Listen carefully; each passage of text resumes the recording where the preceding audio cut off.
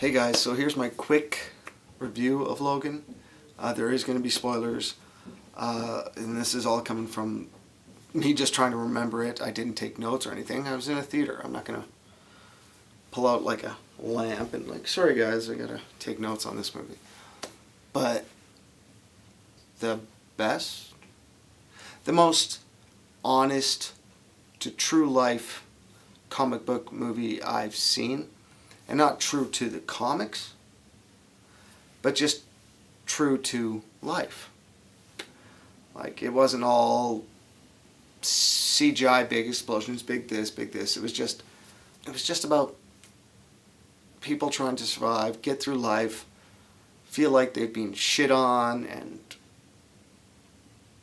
and that everything they touch is ruined, and they're just trying to get through and trying to find happiness, sort of thing. Wow. First of all, I just want to say to Hugh Jackman, Patrick Stewart, thank you for the, 18 years in giving us these characters. I hate to see you go, but the way you left was beautiful. Did I go? I mean, beautiful. Yeah, no, I thank you both for your work. You're great actors, and I know we'll never see you as Wolverine or Professor X again, but I know at least we'll see you on the big screen again, somewhere else in a different movie, making other characters come to life. So, but thank you very much to the both of you. Loved it. To the director, writers, also thank you. Thank you for giving us a movie that was just honest, beautiful, heartwarming, heart-ripping movie. Oh shit, was that a heart-ripping movie. That's the closest I've come to crying at a comic book movie, I think ever. The one part that got me the most, like I said, this isn't going to be me going through the whole movie. I'm just going to talk about little parts here and there real quick. But when Professor X died and Hugh Jack, our Wolverine Logan, and X-23 were burying him, and Logan just couldn't out. Like, there was the water there, and he's trying to get out. Like, so that we found you a nice place, and there's water and stuff, and I was just like, oh god. And Hugh Jackman was just fucking amazing at that scene. He was amazing through the whole movie, but that scene was just killing me, that he's trying to say something beautiful and nice, but he's so heartbroken that he couldn't get it out. Fucking love that scene. Another scene that actually tricked me, but I was like, holy fuck, was when we find out what happened with Professor X. We found out that he has a sort of like dementia, so he can't control his abilities when the dementia sort of kicks in, which was heartbreaking, because my grandmother has dementia, and it's just a terrible, terrible thing. But when he's lying in bed and he sort of apologizes for what he did 6 years ago when the dementia kicked in and his powers took over, and that he killed 7 of the X-Men, and I think it was 600, injured 600 people or something like that. And he's like, I'm so sorry, because he's out of his dementia, he's remembering the past now, he's getting it back. And then all of a sudden, he's like, Wolverine, I'm sorry. And then you see the hand go to his chest, and the claws come out and go into his chest. And at that point, I was like, oh my god, he's hallucinating this shit. It's the dementia, but it wasn't. It was the clone of Wolverine, X-24. And that was just like, are you shitting me? That I did not see coming. I did not see X-24 cloned Wolverine coming at all. And Wolverine showing up like Does he go after X-23 to protect her because she's being taken away from X-24? Or does he go to Professor X? And he goes to Professor X. That's what I loved about this movie. It was a father-son storyline and a father-daughter storyline. And he runs to Professor X and is just like picking him up like, it wasn't me, it wasn't me, it wasn't me. And I was just like, oh my God. Another part, like, there's so many parts in this movie. I was like, oh, hold it back, hold it back. Oh, that was heartbreaking. And that's how we lost Professor X. The fight scenes, just well done, well scripted, well shot, well choreographed.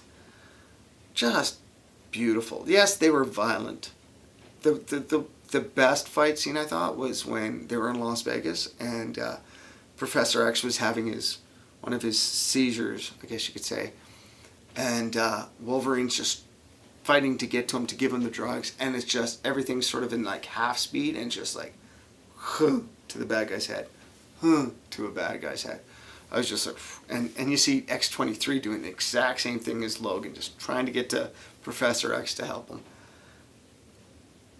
Even just talking about it now, just remembering it is so hard, because it's like, oh.